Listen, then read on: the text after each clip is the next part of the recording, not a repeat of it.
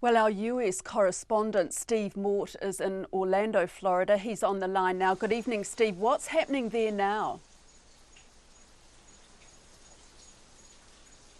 Well, the latest now is that Hurricane Matthew's eye is between the Bahamas and the coastline of Florida, about 50 kilometers or so from the coastline. So within the next sort of hour or two, we're expecting to see the worst of the conditions here in the central part of the state. You know, we're taking a break from the rain right now. It's pretty calm at this moment, but we have been getting powerful squall lines, and the coastline itself is currently seeing some of the worst conditions it's seen so far, with the outer eye wall making contact with the area around the Kennedy Space Center, Cape Canaveral, where those iconic space launches take place. We're then expecting the storm to move up the coastline to another major population center, and that is Jacksonville, before moving out into the Atlantic Ocean. Interestingly, the models show that it may then make a loop to hit Florida again early next week, possibly as a tropical storm, but officials say it's too early to think about that. They want to make sure that everyone is safe and in place as the worst of this weather moves through. And Steve, millions are being evacuated. Where have they gone, and how are people taking this? I mean, is there panic?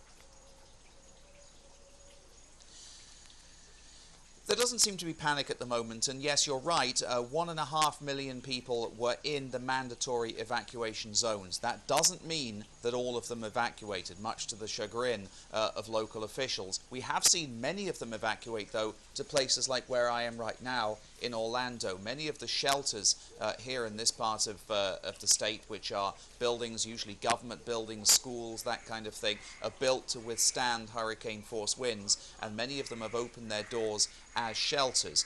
And we have seen a lot of those shelters fill up. A lot of them are at capacity. There's not many of them that have got space left. But we do know that thousands of people have chose to ride out the storm in their homes on those very thin barrier islands that make up much of the Atlantic coastline of Florida. And to them, the governor of the state has made clear that if they chose to stay in place in a mandatory evacuation zone, then emergency officials will not be able to get to them, will not be able to give them assistance should they need it. Should they get cut off, should something bad happen to them, should there be a life-endangering situation, they will be on their own, and emergency officials are going to be focusing instead on areas that are not in evacuation areas that people have gone to seek safety. So it's going to be a very long night here in Florida. The National Guard is standing by, some 2,000 members of the National Guard to help provide assistance as people might need it. Steve, those who have chosen to stay, what sort of danger are they in?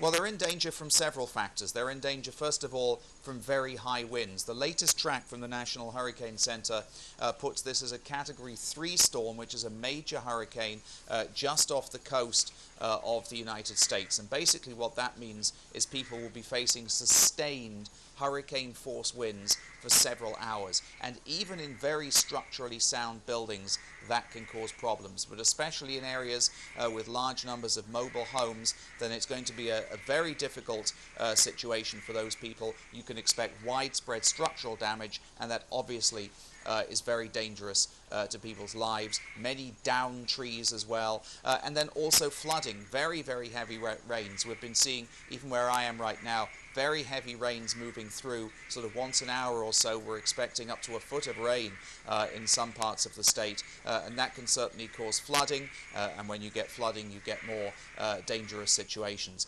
So it's going to be a very long night. People are facing the prospect of worsening conditions over the next couple of hours. As you say, the Kennedy Space Center has been tested like never before. So what sort of threat does it face? Yeah, that's a very interesting question. The Kennedy Space Center closed down operations yesterday and moved everybody out, non-essential personnel. It's right next to a base called the Patrick Air Force Base. This is a whole military complex around that area, and many of those buildings are built to withstand hurricane force winds, but certainly sensitive equipment, that is rockets, other pieces of equipment that would not be able to withstand those kinds of conditions obviously have been brought in and put in the silos that they're stored in and kept safe. It could be some time before the Kennedy Space Center can resume normal operations, but what we expect to happen is that officials there will make an initial assessment after the storm has moved through, check for damage, and then make a call basically about when they might be able to open again. Thanks, Steve. That's our correspondent Steve Mort in Orlando.